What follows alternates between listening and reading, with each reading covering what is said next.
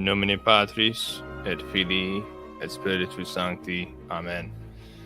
Ave Maria, gratia plena, Dominus tecum, benedicta tu in mulieribus, et benedictus fructus ventris tui, Iesus. Sancta Maria, Mater Dei, ora pro nobis peccatoribus, nunc et in hora mortis nostrae. Amen. Nomine Patris, Filii, Spiritus Sancti. Amen. Brethren in Christ, Laudetur Jesus Christus. In secula. This is the Terror of Demons morning show, reclaiming traditional Catholic masculinity. It's Farmer's Hours on the Eastern Seaboard. Joined as always by co-host Kennedy Hall. How you doing, brother? I'm living the dream, truly am. I'm not even joking. It's usually I'm a little bit in jest, but I'm living the dream because it's summer. Our dog is behaving better than I ever thought. Our new dog.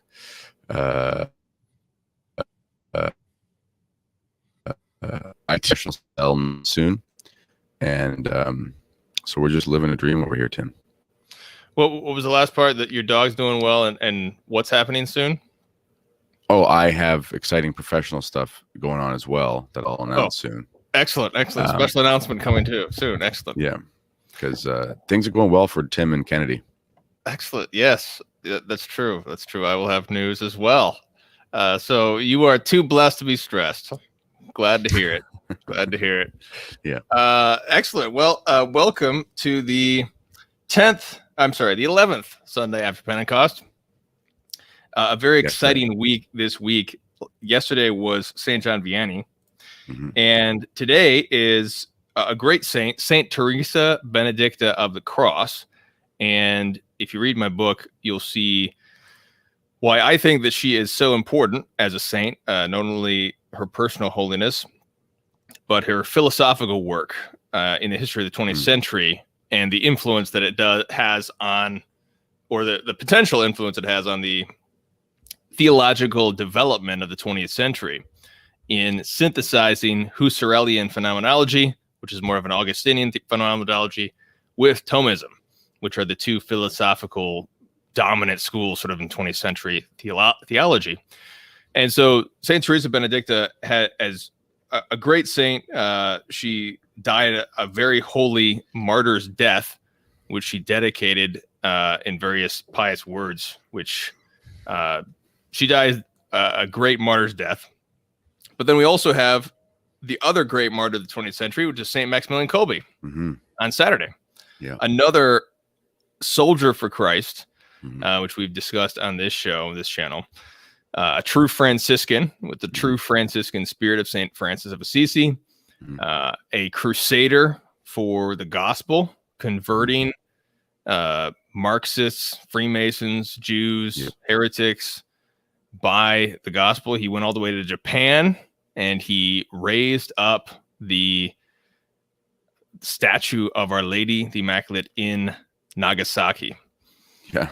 And what a great saint, Saint Maximilian Kolbe. But tomorrow we also have Saint Lawrence, the great martyr who was the deacon of Rome, he was told by his persecutors to bring all the riches of the church.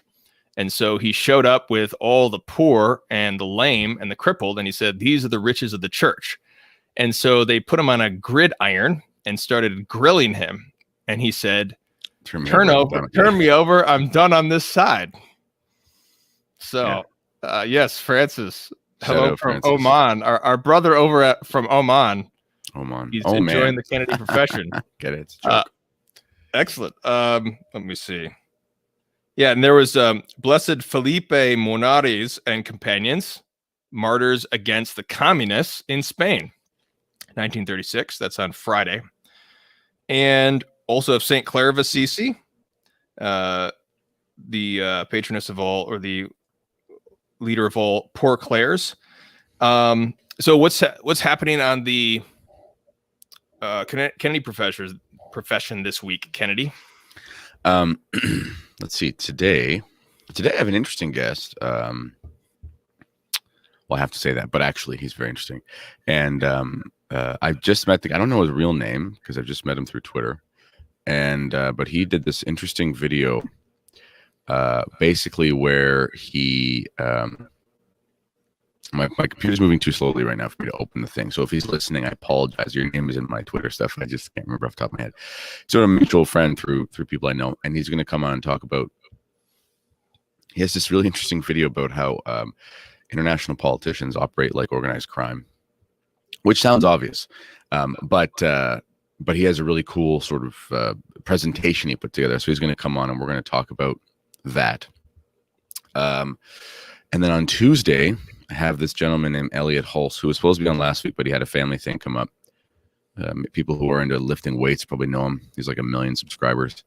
Anyway, he's had a conversion. He loves our show, meaning a Catholic. And he read Terror of Demons, and now he talks about like fatherhood and virtue and stuff, as well as working out, and still has like 1 million subscribers. So he's just like a really interesting guy. He's going to come and talk about that. And then Wednesday, I think I'm going to have my friend, my colleague Pete, come on, and he's going to talk about working for the Fatima Center for years. One of the things when you work in an apostolate dedicated to Our Lady, you see a lot of diabolical things happen. So he's got some stories about things like when they set the studio up in Rome and all this stuff. So we're going to try and have a conversation about that, not in a curious sense. We're going to, spark undue curiosity. You shouldn't do that, but in the sense of this is just fascinating stories, and every once in a while, a good old ghost story gets you praying a little bit harder. So that's kind of how we look at it. And then what else are we going to do? On Fridays on the show, I got a really great feedback from it. Obviously, yeah, okay, there's the sky falling, sure, but there's also lots of good news if you look hard enough, So that's one thing that I'm actually big on, is that we have to try and remain positive, because the defeatist attitude is wrong. It's like, the election, this and whatever. It's like, yeah, okay, bad things happen, but if you get all defeatist, it actually ruins your capacity to do anything useful. That's just the reality. So on Fridays, we have a positive day, and last week I just spent the whole Friday doing positive stories about like how little wins here and there for things that are important. People loved it. So one of the things is I found really good music. I think really good music is important for families, and not just classical and opera and stuff that we know is legitimately like high society. Okay, that's fine. But I mean, like, you got your little toddler and you want to dance around the kitchen, like fun folk music, and even good old country and whatever. It could be lots of different things. There's lots of the music you can listen to that's not offensive or anything like that. It's just a matter of finding it. So there's a really cool band I found called Scythian. I recommend everyone look them up. They're the coolest story. They are the parents were Ukrainian. They moved over just when communism was setting in the East. They moved to the Shenandoah Valley, of all places. So the kids grew up hearing like bluegrass and old fiddle music. So the boys adopted the Irish fiddle and became obsessed with it. And then they ended up moving to Ireland for a time, like a little bit, learning how to fiddle in the pubs at night and playing on the street in the day for money. And then came back to the States and started this band where it's like a blend of bluegrass, country, Appalachian folk music, and authentically trained Irish fiddle music. And they're the best. And they do a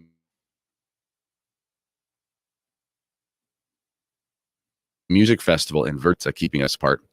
And they end the festival with mass.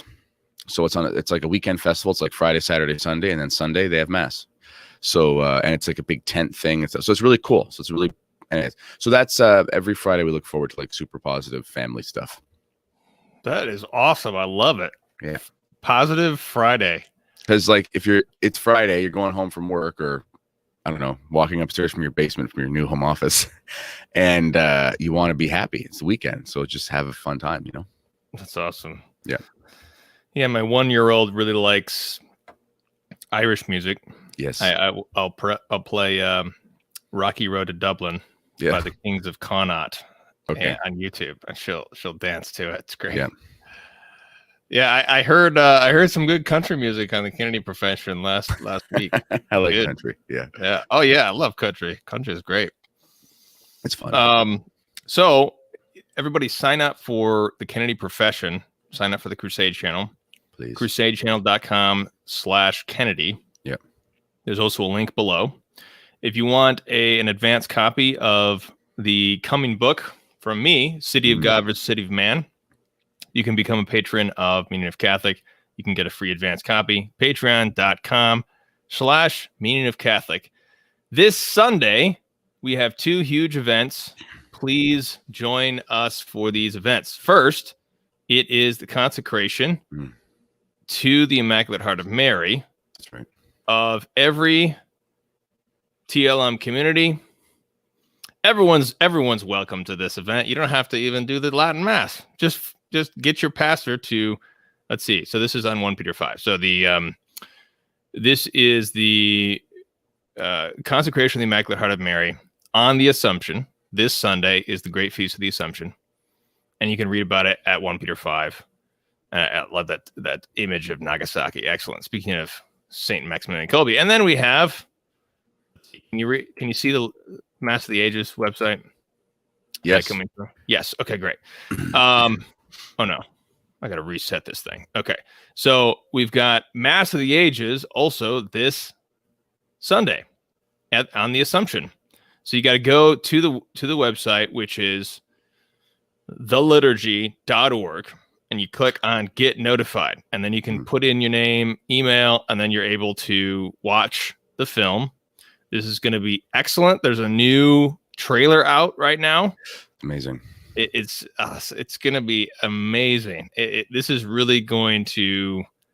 It's just perfect because the liturgical providence of Traditionis Custodes. Yeah, I know, it's crazy. Gotten everybody talking about the Latin Mass, even the secular media.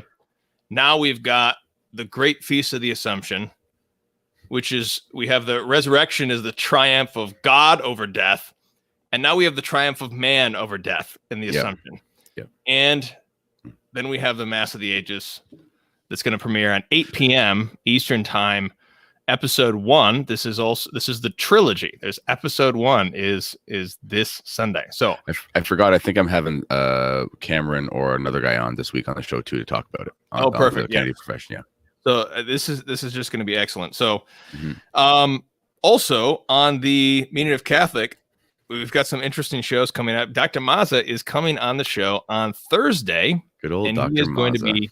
He's going to be talking about. We had Robert Sungenis on the show weeks ago about his thesis. Dr. Mazza is going to he's going to present his rebuttal to that thesis. And so he's going to be presenting the thesis that Russia is not consecrated, was not consecrated by Pius XII. That'll be happening this Thursday. We'll also have a patron-only show about Traditionis Custodes and E. Michael Jones comments on that. So what's that going to be? Repeat that. What was that? Well, who's coming on E. Michael Jones? What was that again? Well, we're going to. So E. Michael Jones had his show on Peter Hellen's show a couple weeks ago, where he discussed Traditionis Custodes, and he's released a number of other things on that as well. So we're going to be discussing that. That'll be a patron-only show, though. So if you're a patron, you can watch that show, discuss that. That'll be Thursday morning. So we have Thursday morning and Thursday afternoon. And as always, Paleocrat Diaries, tune on Wednesday at 9 a.m. So those are all the announcements. We spent 15 minutes just talking about everything that's going on. There's a great things going on. So, but this show is called The Terror of Demons Morning Show. Here's the book that was written by Kennedy Hall, and it's being reprinted. It'll have probably a more colorful cover, I'd imagine, once Tan releases it. I don't know yet. Yeah. Tan, even though I love this cover, I like the dude. It's so cool. The minimalism. Yeah. So did Tan give you a release date? November 2nd. November 2nd. Excellent. Now, hopefully it doesn't change because you never know with publishers. But that's what they said.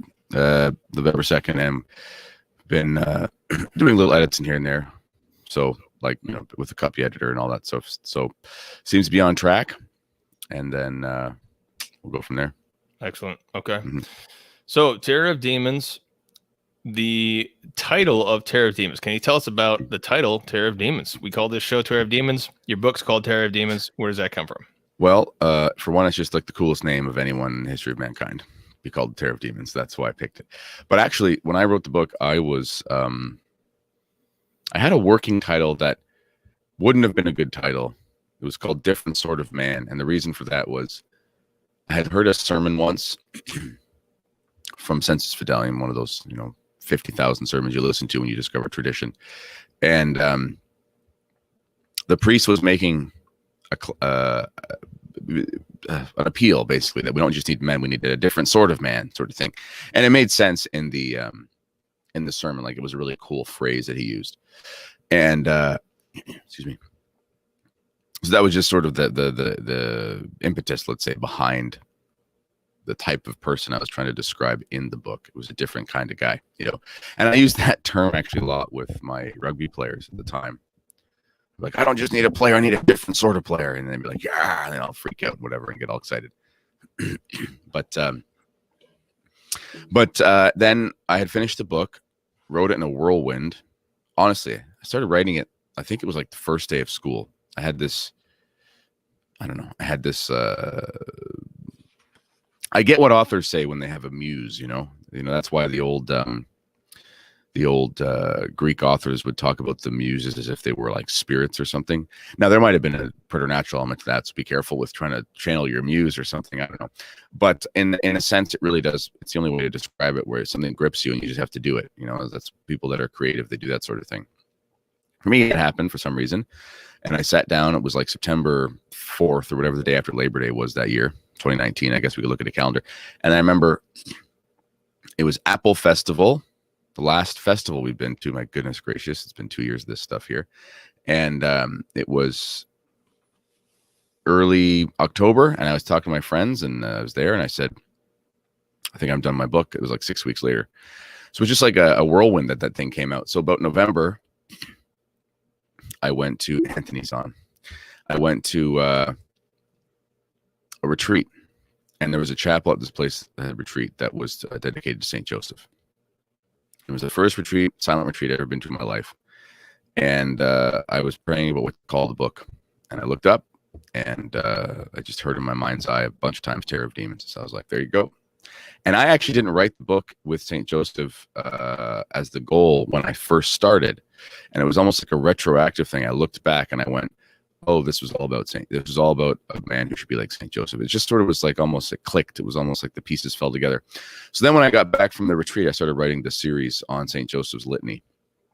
I actually was writing, that was when I started writing for the Fatima Center. So then I just started writing those, and I realized this should be in the book. So it's kind of providential. It's kind of all came together, almost pieces here and there. And then that's why it's called Terror of Demons. And then from a marketing perspective, Terror of Demons just really works as a title because, let's be honest, it's just a really cool name. So I'm sure there's been a lot of people who have looked up the book without knowing what they were finding. I wouldn't be surprised if there's been people who looked up demons or something like that on Amazon for wrong reasons, maybe, and then came across this book and maybe read it for the right reasons, So I hope that's been the case. And so it's a labor of love, essentially. Yeah, I just looked up the first show we ever did was December 13th, 2019. Yeah, and I was already done by then. Yeah, Kennedy and I met on Twitter when he was doing Fatima. You were actually doing Fatima Center articles on the Bible. That's right. And I was writing my book on the Bible at the time, and so I was interested in what you were saying. You had a good articles, and I ended up putting a quote of you in my book. Where I make fun of educated people. Yeah. Oh man, good times. So what was the quote? It was the hallmark of the modern scholar is to educate himself out of common sense. Something like it was excellent. Yeah, it's a very adroit Chestertonian summation of. Oh, I got to tell you a quick story about Chesterton, because I always have a Chesterton story. Yesterday at church, we have like the after mass bookstore or whatever. We're still having mass outside because we have so much benevolent masters over here have afforded us that freedom. So they had to rejig how you do the bookstore. So now it's like under the canopy. Anyway, finally the bookstore is back. So it's just a classic church bookstores, so some of it's just old youth donated books. Someone brought in like 40 or more of these things called the Chesterton Review, which I had heard about. It actually used to be printed in Saskatchewan. Anyway, they're like this thick. They're like 220 page. I think they were quarterlies that would come out. And they're like uncollected works of his, never been put before, from newspapers long ago. And they have themes. And some of them are like authors like Joseph Pierce writing about it. And these various people writing essays back and forth. Total Chesterton nerd 10,000. And I bought, it was $5 for like 3 at a time. So I just put $25 down yesterday. I got 15 books or something.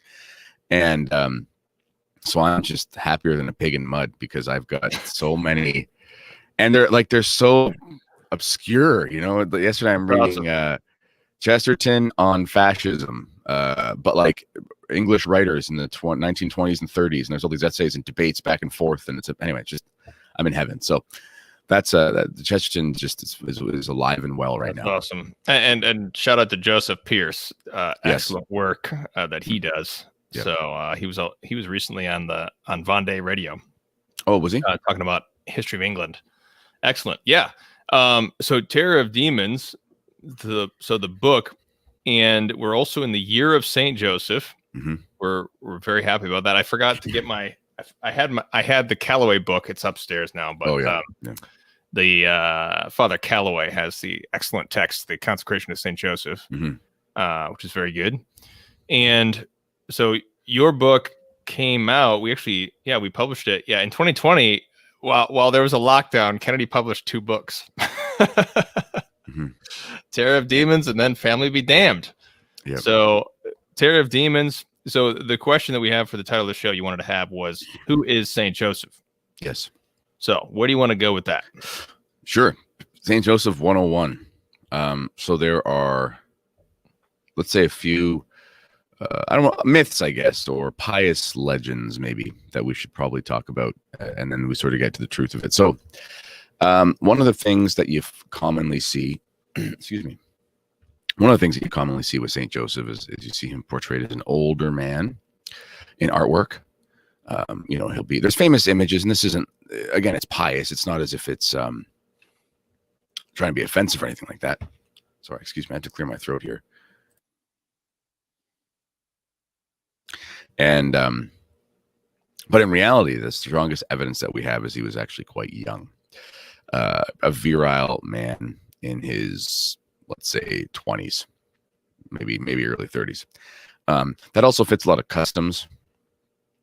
We have good reason to believe that the Virgin Mary was like 15 or 16 when she was with child, which is common back then as well.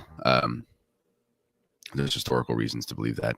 But so with Saint Joseph, you don't even have to just there's tradition, there's works of the saints you can go to, but you can also just sort of use your common sense. So one of the best ways to understand Joseph is to read between the lines in the New Testament, because he doesn't actually say anything in the New Testament. So you have to look at the context around him to try to understand. So one of the big things is the fact that Saint Joseph was chosen to raise God, which is kind of a big responsibility. So from a perspective of what do you think would be fitting, because St. Thomas Aquinas is always talking about what is fitting. They'll try to find a reason to justify a theological position or something about Christ, and he'll just say this is the most fitting, and it's like, well, that's very commonsensical. It's the most fitting. So as far as Saint Joseph goes, well, you're going to raise Jesus Christ. Okay, we know that he was not at the Passion, and he died relatively shortly beforehand. And they actually call that in some ways the Passion of Saint Joseph. It's one of those small T traditions. It's a pious devotion there hasn't been officially anything said about it. You can look up the Passion of Saint Joseph. I believe there are some private revelations about it, but again, they're not. There's no yay or nay from any official source about them. So it's just sort of, I think they've been approved for private use and things like that. But there's no big T tradition on the Passion of Saint Joseph. But so he was chosen to raise Christ. So I've got. I'm going to interrupt you here because I've got Callaway's painting here. I was just loading it all up. So so Callaway supports the young Joseph, as opposed to the old Joseph. So he commissioned this painting, which I think is excellent, awesome Terror of Demons painting. This is in the Consecration of Saint Joseph book. Yes, so here's Saint Joseph, young Saint Joseph, and then it's a little blurry, but as you can see, our Lord he actually has a spear. You can't really tell, but our Lord is holding a spear, spearing the devil, and Saint Joseph has got his foot on the devil. Yes. And one of the big reasons why it makes total sense that Saint Joseph would be young. And by the way, the tradition from the saints on it is overwhelming. There is very little, if any, tradition from any saints that Saint Joseph was older. Everyone reaffirms that he was younger. And sorry, just another quick side note, because Callaway points out that devotion to Saint Joseph is actually, in and of itself, is quite new. It really got kick-started to a great degree in the 16th century. That's right. But before that, it really was not a strong devotion to Saint Joseph. But then, so even the young saint, or the old Saint Joseph doesn't really have a strong pedigree in it itself. No, it doesn't. And also, there's a link to Fatima. There's always a link to Fatima. But Saint Joseph appears at Fatima at the last apparition holding the child Jesus. And then actually Joseph gives the world a priestly blessing, which is interesting. But one of the interpretations of that is that there's an eschatological reality to Joseph, in that as things get rough in the world and we get closer to big moments, let's say, I want to be careful with making any predictions because I'll be wrong. But devotion to Saint Joseph will grow. So there's a lot of mystics and stuff that talk about how basically in the end times, whatever that means, end times could be 10 years, it could be 10,000 years. But in the times wherein, and he appeared at knock, there you go, someone in the chat said that. In the times wherein devotion to Saint Joseph grows, it's because it's needed, essentially, because he's the head of the Holy Family. So in any case, him being young, one fundamental reality that makes sense that he would be young is actually the journey to Bethlehem, where the place of Christ's birth.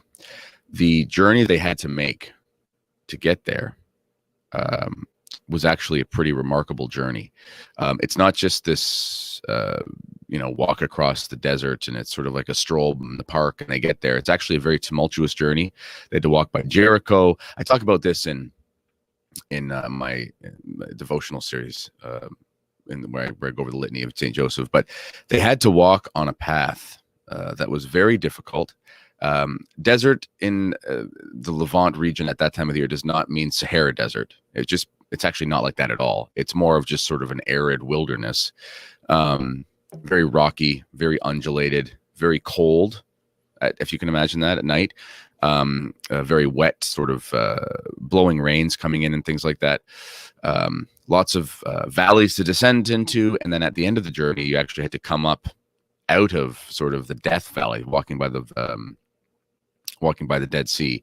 And for me, it struck me when I was researching the journey that they had to make that it reminds me of when in the Psalms, when I walk through the valley of the shadow of death, I shall fear no evil.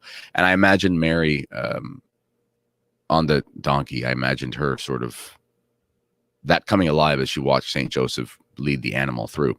And there's actually because they talked about his rod and his staff, they comfort me. And Joseph is always shown with a rod, right, and his staff. But there's actually Mary of Agreda, big deal mystic of the church, approved apparitions and all this kind of stuff. She has a wonderful vision of the journey of the Holy Family, and actually talks about Mary being like the first monstrance, being led through by Saint Joseph, the high priest of the Holy Family. And it's almost, she talks about how they're walking through the dark valley by the Dead Sea. And there's like almost like a legion of demons that are sort of surrounding them, and then there's just this light that emanates forth from the womb of Mary, and Joseph is pulling the donkey across. It's actually quite a fascinating thing to think about. So, just from a basic perspective of practicality, Joseph would have to have been a young man, on a natural level, just doing those sorts of things, and also too, his job as a carpenter. We have such a compartmentalized way of working in our day. So we think carpenter work is still very hard, but in today's world, carpentry is basically just using wood. It's only using lumber, and obviously most carpenters today are not going out and chopping trees down with axes, and they're not going out and doing a lot of the work that is done now as part of the industry. Well, back when Joseph was around, the word that's used is actually the word tekton. And the word tekton essentially means, let's call it overall tradesman, carpenter insofar that he builds things, but he does a jack of all trades. So there's a lot that he had to do. And again, that's a young man's gig. It's a very hard job. And there actually are ritual laws you can find from the old laws of Moses about what to do when you are a tekton and you are carrying a beam through the streets and it hits someone else's donkey or something like that. It's like the crazy laws that you find, which points to the fact that the tektons themselves, the carpenters, the contractors, they themselves would have to carry these large beams of wood on their shoulders. So you think about Christ being raised under Joseph's care, and he essentially was raised by a man who taught him how to carry a large piece of wood on his shoulder. I wonder would that have come in later in his life. So there's just a total fitting perfection to the man who was Saint Joseph, and how he raised Christ. And furthermore, there are all these little keys in the New Testament about it. So it'll say things like Joseph was a just man,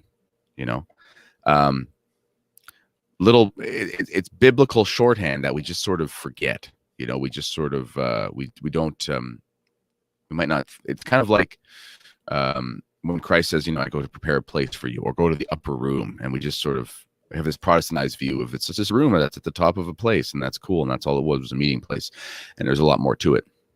Same thing with Joseph being a just man.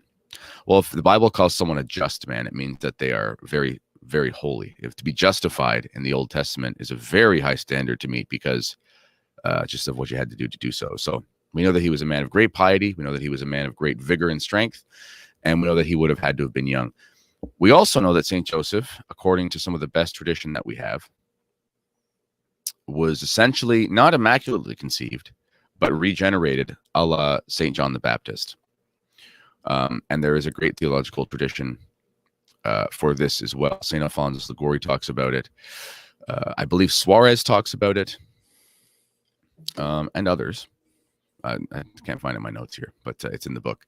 But essentially, he was regenerated in his mother's womb. So Joseph himself wasn't conceived without sin, but in an analogous way, in a lower sense, because obviously the Virgin Mary is the highest of creatures. Okay, was a man who was without sin, insofar as we can tell. Which, again, these are things that you learn, and this is just fitting. Like in the same way where the Immaculate Virgin Mary, she had to be immaculately conceived in order that Christ could dwell therein, because God can have partaken no sin, essentially. In a sense, would we expect the man who was the earthly father of God to be a sinful man? Well, of course not. And in the same way that it's fitting that the Virgin Mary would have been sinless, it makes it fitting that Joseph would have been in a similar way sinless, although not conceived without it. That's not a dogma, and I don't think there's precedent for it. The last thing I'll say before my sort of introduction here to the greatness of him, historically, there's been debate about, because Jesus says, I think Jesus says about Saint John the Baptist, no one greater born of woman, or something like that. That being said, clearly he doesn't mean Saint John the Baptist is greater than himself, because Jesus was born of woman. But point is, there's been debate historically in the church about essentially who's greater, Joseph or Saint Joseph or Saint John the Baptist. Well, there's actually sort of levels of worship that are given. So latria is the highest form of worship, and this is the term that we use to worship God. So it's funny when people say, Catholics, you worship Mary. We always say, no, we don't. No, we don't. It's like, actually, technically, we kind of do when you understand what the word means. And you see this in Old English, like they'll say, your worship, you know. Worshiping essentially means giving an extremely high level of honor and veneration. Yeah, giving someone their worth. That's what it is. Worship, exactly. So we do worship Mary. You know, but it doesn't mean we worship Mary as God. Doesn't mean that we worship the saints as gods. That's obviously idolatry. That's more of a linguistic thing. But every time I hear a Catholic outlet trying to say, we don't worship Mary, I'm like, you're just playing into you're playing into the hands of modernist theology.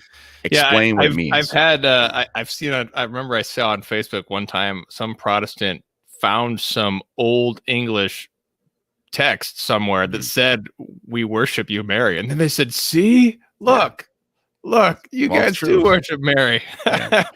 It's like the old, like if you read the Douay-Rheims Bible, it says, "Then he came in and fell down before King David and worshipped him." It says that all over the Douay-Rheims Bible. It's like, wait a second, what's going on here? Yes, but that's but that's too much. You can't do too much thinking when you're doing. So, latria is the highest form of worship. We give that to God. So, no, we do not give the Virgin Mary latria. But she would want that. So that's not just because we don't, but it's to be offensive to her and to God to do so. But dulia is the type of worship or veneration that we give to creatures. So this is like, I don't know. I've never read it in, I think dulia is a Greek word. Maybe if you were to read the Old Testament in Greek, they might say they gave King David dulia. I don't know. But it's the type of worship and veneration that you give to a saint.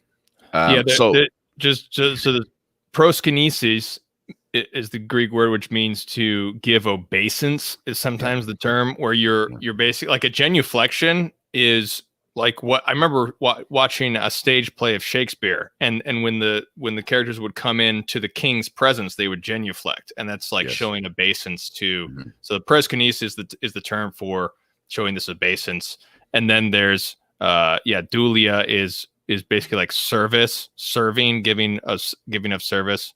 But latria is obviously different. Go ahead.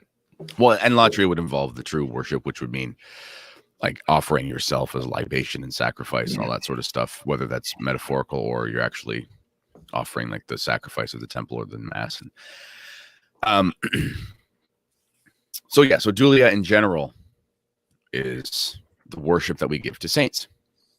Well, there's even more distinctions within dulia.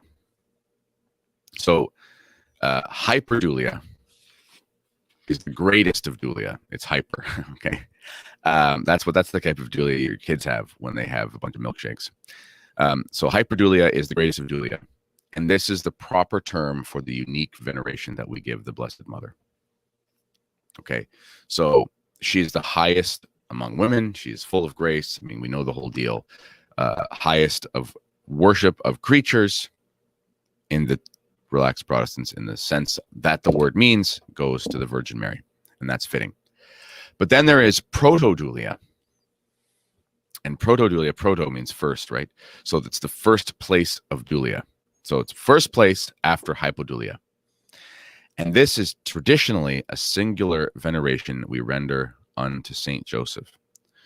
I have seen some arguments made that we also can offer protodulia to St. John the Baptist. That's above my theological pay grade.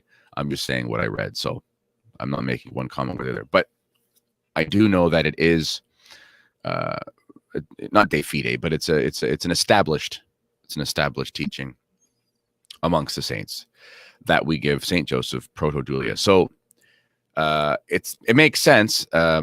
it's Jesus, Mary, Joseph, like the old Irish expression goes. And so in the sense of proto-dulia that we give Joseph. So this is when you understand the hierarchy of the Holy Family, you understand that in its technical sense, Christ was the highest because he's God. Mary is the second highest because she's hyperdulia, and Joseph is the third. He's actually the lowest on the rung in a sense in the Holy Family.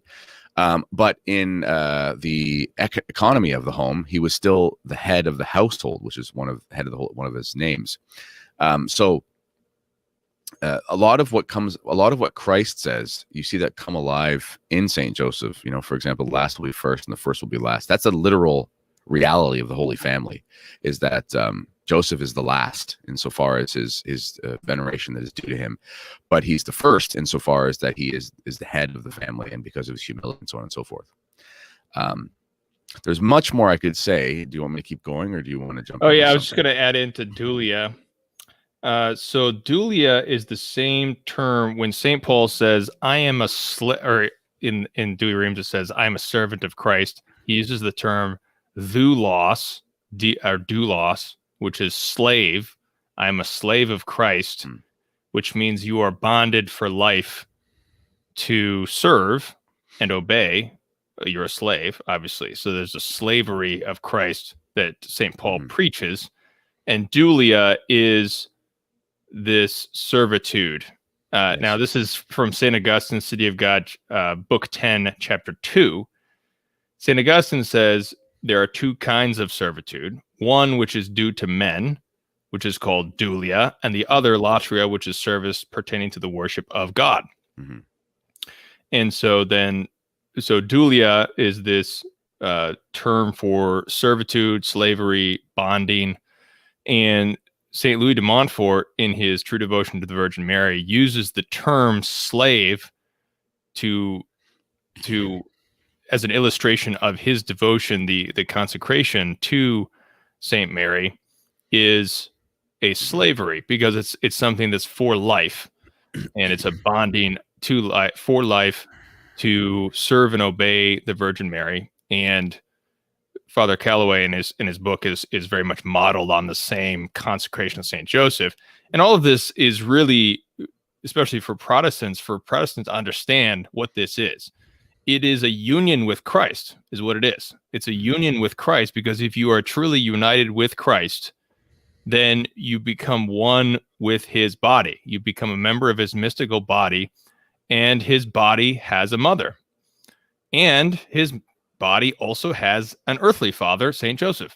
And so you are entering into the Holy Family, is what you're doing. You are being baptized into the Holy Family to become one with Christ. And to become one with Christ, you gain a mother and a father, in the same way as, to an infinitely higher degree, you gain a Heavenly Father in your baptism.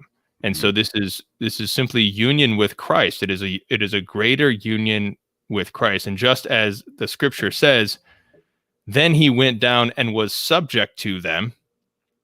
Yeah. So this is dulia right here. Jesus Christ himself paid dulia to Mary and Joseph. It says right there in the scriptures, he paid dulia to them. He served them. I'll look up the Greek and see what actually is said there, but it says that he was subject to them. Well, and even so just from a basic, that's what we mean by dulia. That's right. And just from a basic, I've never understood the Protestant aversion. I mean, I guess I was raised a lapsed nominal Catholic, whatever. So I at least thought that Mary was, I knew the Hail Mary. I thought it was a good thing. But I never understood the Protestant aversion to devotion to Mary. I've always thought from a natural perspective, like the commandment of honor your father and your mother. I mean, it would behoove you to at least know a lot about Christ's parents. That just seems like, it's like we should probably, it's a big deal. Like he obeyed them as in the human form. Like that's a big deal. So you should probably try to do something similar if you want to be like Christ. The term is hypotasamenos, which is easy for you to say. So he was hypotasamenos avtis. He was subject to them, which means he submitted to them. This is the same term when it says that wives submit to your husbands. So it's basically a placing under, a placing under of ourselves towards another. But in Latin, it's subditus. So it's sub. Yeah, so it's basically placing oneself under. That's what that is. That's another hard, let's say, a hard truth. Not for you or I to understand, but in our world of feminism, that's another. And even just, we have such a big devotion to the Virgin Mary, but there's such a small devotion to Saint Joseph that we kind of forget about him. The Virgin Mary was subject to Saint Joseph, which in itself is such an amazing act of humility. That's another thing too. We have about 12 minutes left. So one of the big myths, let's say, about Saint Joseph that we should probably clarify. It was a very recent phenomenon, sort of like when they say Mary, and forgive me here, they say she was an unwed mother. That's not true. They were betrothed. Their marriage was a two-step process, essentially, and they were promised to one another, but had not consummated the marriage yet. But it was recognized as a marital commitment. So she wasn't an unwed mother. She just was with child with the Holy Ghost. It was a big deal. It was a surprising thing. But no, she was not an unwed mother. But Saint Joseph, when he basically wants to call off the marriage, essentially, there's this. You don't realize how blasphemous it is to say it until you really consider what that would mean. Saint Joseph was a just man before God.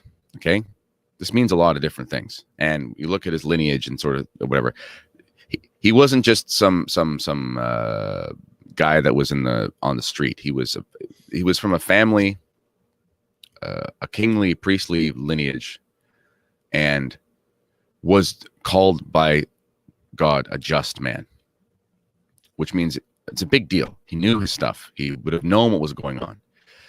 If you or I can use a website to figure out prefigurement and realize where Christ is spelled out in the Old Testament by reading half a Scott Hahn book, I'm pretty sure Joseph, being a just man, living in the ways of the Old Testament and the Old Covenant, and like attending the temple and being catechized, I'm sure he knew what he was talking about. Okay, it wasn't just like he was some Joe Blow.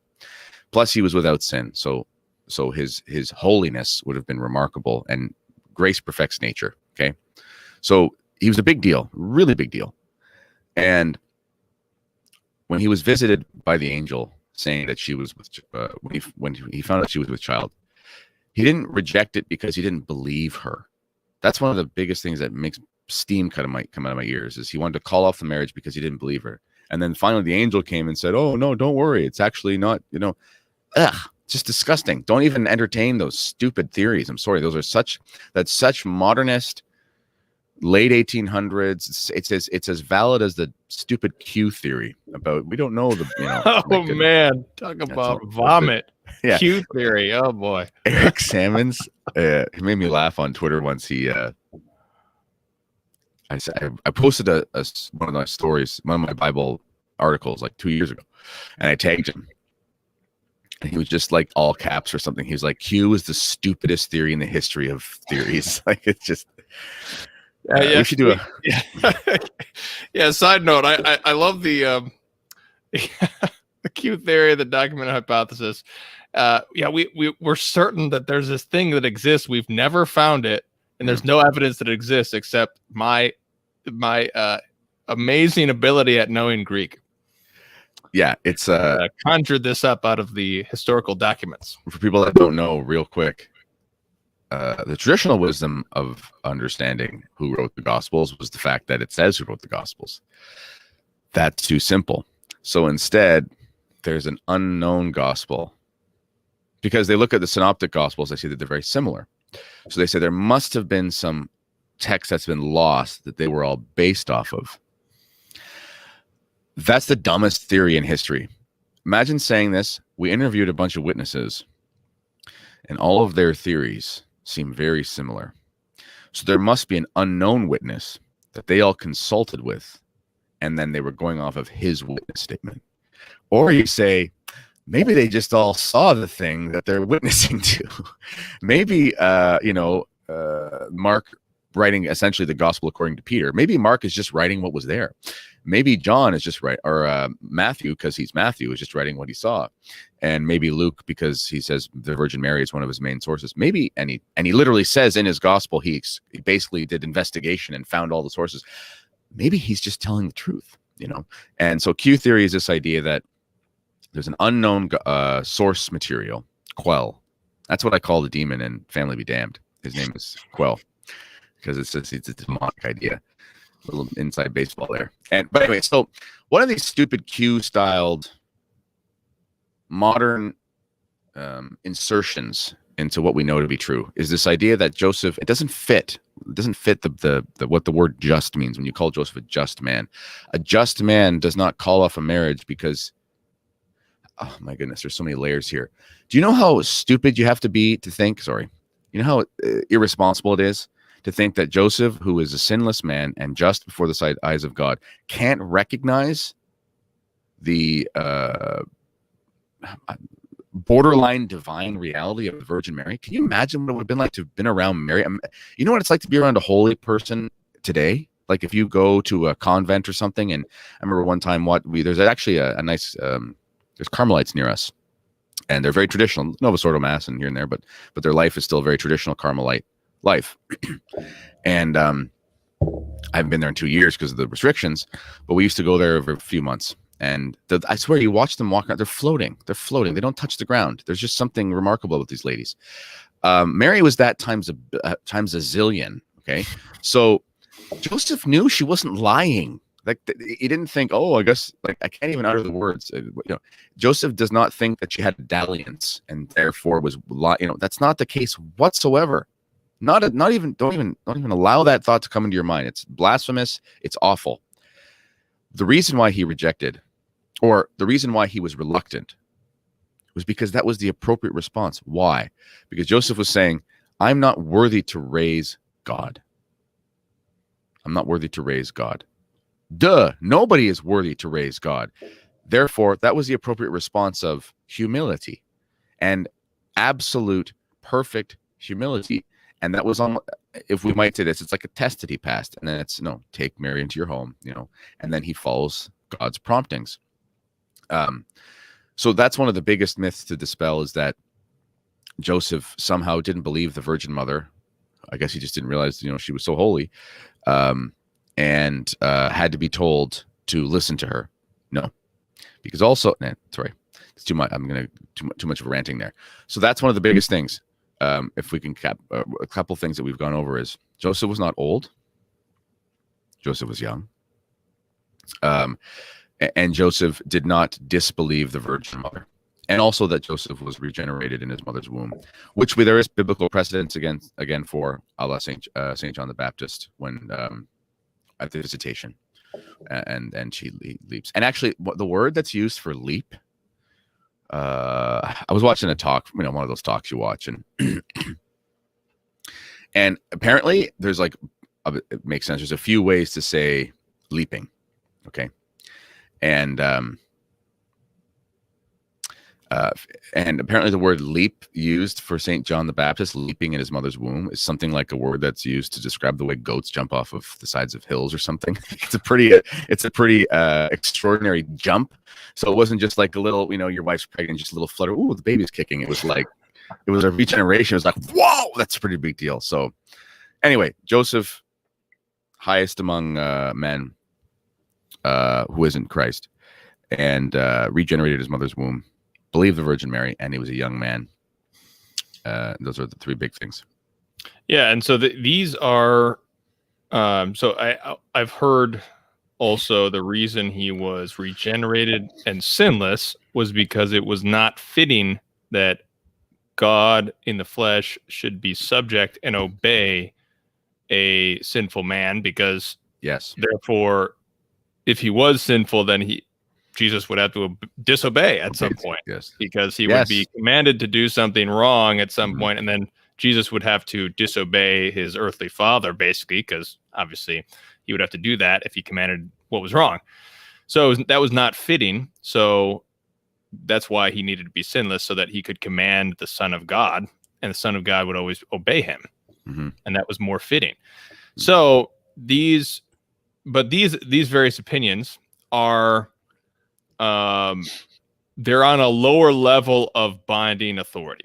So they're going to be something more like what's called probabilis, like probable, or something like sententia communis, in a sense of these are lower level traditions, which are either pious beliefs. Some of them are pious beliefs, which pious beliefs are kind of like the lowest rung of authority. They have the least amount of certainty, to something more like probable, in the sense of this has been digested by the theologians and the saints, and they kind of have a certain amount of consensus, not a total consensus, but there's a certain amount of consensus. So these are these are certainly pious beliefs to be held, and they're held by saints, but they are not binding. No, it's not like a great degree. Sin. No. But the sin of temerity, like, again, it grinds my gears when I hear, and sorry, just this quote here from Saint Martin 17773. I don't know if this person is a man or woman.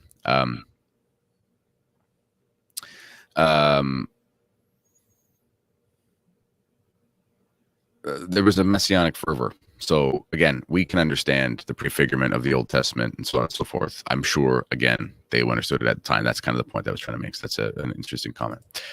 But also, I still don't understand, though, some of these Catholic apologists, how they can look at the great weight of the saintly traditions about the age of Saint Joseph and all these kinds of things, and they just say, well, I kind of choose to go with the older one. The only evidence we have of the older Saint Joseph was from the Proto-Evangelium, which was a apocryphal work that had certain truths in it, but it was this idea of I'm a bloke from Australia. Cool. It was this idea that it was a way of explaining his chastity. But again, it's all naturalistic. So this idea, well, Joseph had to be old because that was how he could have remained chaste. And it's like, well, no, how about the man chosen to raise God in the flesh was actually just that virtuous? Because that would be more fitting. It'd be more fitting that his father would be more virtuous, because that would be fitting of the house where God would be raised. Again, it all comes back to fittingness. He was a just man. So Christina says he wasn't worthy to raise God, and that's why he was going to abandon her as an unwed mother. That makes zero sense. As I understand it, it is I am not worthy that you should enter under my roof sort of situation, where you are, or St. Peter says, get away from me, I'm a sinful man. So St. Joseph is recognizing that there is a divine mystery that is beyond him, that he is not worthy of. And so he fears the Lord. And so he dares not presume that he has the authority to take control of this situation, essentially. So I think if you look at it like, I'm going to touch Mount Sinai, and if I touch Mount Sinai, I will die because I'm not worthy. Or the ark. This is God's affair. And so therefore God, this is something that God is doing, and I'm not worthy. Is that what you would say, Kennedy? Yes. And I would actually go one step further and say he wouldn't touch the ark, because perhaps he understood the significance of Mary as the ark of the New Covenant, because you touch the ark of the Old Covenant in the Old Testament, you die. If you're not supposed to touch it. And he would have understood Mary as a tabernacle, as it were.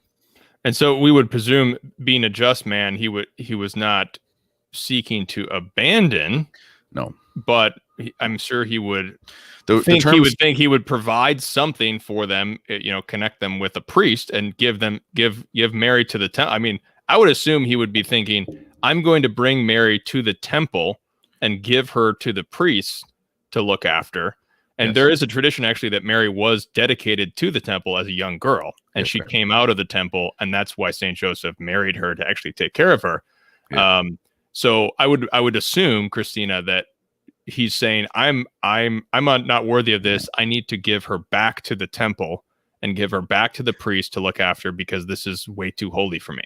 And also, what's the terms used in the New Testament to put her away quietly?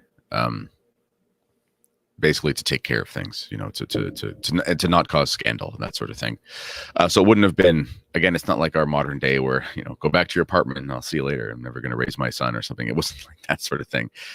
There was a whole greater context to it, which was much more communal. And again, there's so many things you have to fill in the blanks, Mary is not a regular citizen. She's not just some lady walking around and just sort of happens to meet God one day. She's obviously very, very holy. She's lived her life without sin.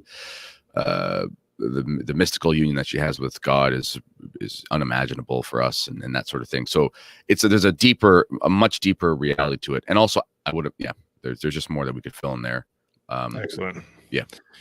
All right. Well, let's close out. We're going to continue talking about Saint Joseph. And this is just so critical that we take up Saint Joseph as our father in the age of fatherlessness. And it's a great time that Saint Joseph is our father in the year of Saint Joseph, as we face all sorts of difficulties in the church and in the society.